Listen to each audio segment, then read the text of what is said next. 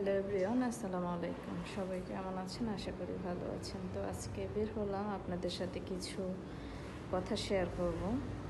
নিজেকে খুব অসহায় অসহায় মনে হয়। এখন বাজে কয়টা দেখেন, রাত 1:20 বাজে।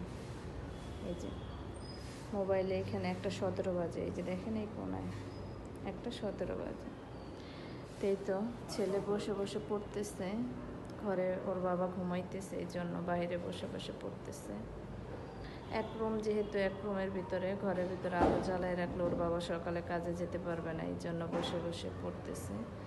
আর ছেলে এখানে বৈশা বাহিরে পড়াশোনা করতেছে। যেহেতু 30 তারিখে পরীক্ষা, আমরা সবাই জানি ইন্টারমিডিয়েট পরীক্ষা। তো এখন সবাই এই অসহায়ত্ব যাতে দূর হয়ে যায়, সবাই এই দোয়াটা করবেন যে ওইরকম একটা অ্যাবিলিটি তৈরি হোক যাতে 2টা রুম নিয়ে থাকার মতো। এই তো ভিডিওটা আমি সকালে পাবলিশ করব, এই জন্য এখন করে রাখলাম। আর এই তো ভালো লাগলে সবাই ভিডিওটি শেয়ার করে দিবেন। ফারহান কোথায় গেছিলেন? দেখেন আমাদের এক অতিথি।